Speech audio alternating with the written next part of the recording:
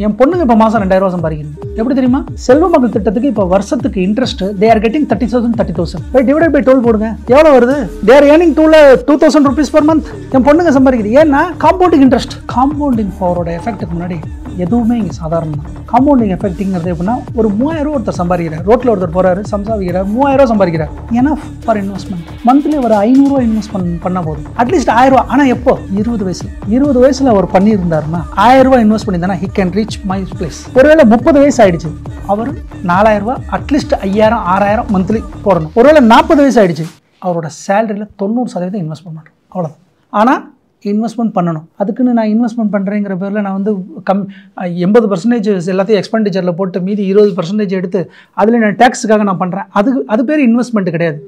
இன்வெஸ்ட்மெண்ட்டுங்கிறது ஒருத்தர் வேலை பார்க்குறாரு, ஒரு ஒய்ஃப் வேலை பார்க்குறாங்க, கணவர் ஒருத்தர் இருக்கார், 100% அவரோட இன்வெஸ்ட்மெண்ட் பண்ணணும். இப்போ ஒரு எக்ஸாம்பிள், ஒருத்தர் வந்து இப்போ ஒரு 40,000 ரூபா சம்பாதிக்கிறாரு. அவரோட எக்ஸ்பெண்டிச்சர் கார் இல்லை, கிரெடிட் கார்டு இல்லை, ஒரு ஷாப்பிங் மால் போல் எதுவும் பண்ணல. ஆனால் அவர் ரிட்டையர்ட் ஆகணும். அவர் 40 வயசுலேருந்து அடுத்த 100 வயசு வரையும் அவர் ஹாப்பினஸ்ஸாக யாரோட தயவும் இல்லாமல் நிம்மதியாக இருக்கணும்னா அவர் இன்வெஸ்ட்மெண்ட்டை ஸ்டார்ட் பண்ணியே தரும். 40,000 ரூபா போதும். அட்லீஸ்ட் 10,000 ரூபா இன்வெஸ்ட் பண்ணாலும் போதும். இப்போ நீங்கள் சொல்கிறதுனால நான் அதை கேட்குறேன். அப்போ நான் என்னுடைய பர்சன்டேஜ் வந்து மினிமம் இவ்வளவாவது நீங்கள் வந்துட்டு ஒரு ஸ்டெப் அப் பண்ணாதான் அட்லீஸ்ட் இந்த கோலை உங்களால் ரீச் பண்ண முடியும். அப்போ நான் எவ்வளோ பர்சன்டேஜ் மினிமம் வந்துட்டு ஒவ்வொரு வருஷமும் நான் என்னோட சிப்பை இன்க்ரீஸ் பண்ணணும்? ஒன்றே ஒன்று தான். சிப்பு யாரெல்லாம் பண்ணுறாங்களோ அவங்களுக்கு ஒன்றே ஒன்று தான். ஏதாவது லோன் இருந்துச்சுன்னா first you close the loan. சிப்பெல்லாம் அடுத்து தான்.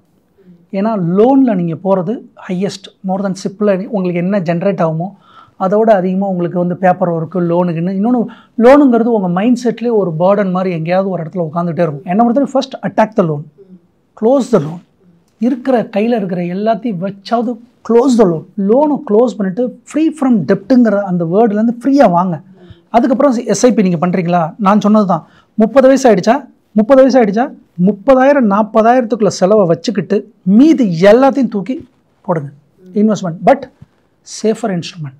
மியூச்சுவல் ஃபண்டில் ஒரு ஃபண்டு வாங்குங்க. 2-3 ஃபண்டெல்லாம் வாங்கினா எக்ஸிட் லோடு வந்து ஒரு பர்சன்டேஜ் போகும். என் ஃப்ரெண்டு ஒருத்தன் 12 ஃபண்டு வச்சுருக்கான். 12 ஃபண்டு அவன் எக்ஸிட் பண்ணானா 12% போதே. ஒரு ஃபண்டுக்கு எக்ஸிட் பண்ணுறான்னு வச்சுக்கோங்க, 1%. ஸோ ஃபண்டும் கம்மியாக வச்சுக்கணும், எக்ஸ்பென்சிவ் ரேஷியோவும் கம்மியாக இருக்கணும், எக்ஸிட் லோடும் கம்மியாக இருக்கணும். ஸோ க்ரைட்டீரியா இருக்குது. So fund. அடுத்து கோல்டு, மந்த்லி இன்வெஸ்டர், பெண்களுக்கே பிடித்த கோல்டு அவங்களுக்கு. அடுத்து கார்ப்பரேட் பாண்டு. அடுத்து பெண்கள், உங்களுக்கு பொண்ணுங்க இருந்துச்சுங்கன்னா செல்வ மகள் திட்டம். செல்வ மகள் திட்டம் மாதிரி இந்தியாவில் பெஸ்ட் எதுவுமே இல்லை. ஏன்னா because that is only one product gives compounding interest. You believe it or not? என் பொண்ணுங்க இப்போ மாதம் 2000 ரூபா சம்பாதிக்குது. எப்படி தெரியுமா? செல்வ மகள் திட்டத்துக்கு இப்போ வருஷத்துக்கு interest they are getting 30,000 by divided by 12 போடுங்க. எவ்வளோ வருது? they are earning 2000 rupees per month. என் பொண்ணுங்க சம்பாதிக்குது. ஏன்னா காம்பவுண்டிங் இன்ட்ரெஸ்ட்.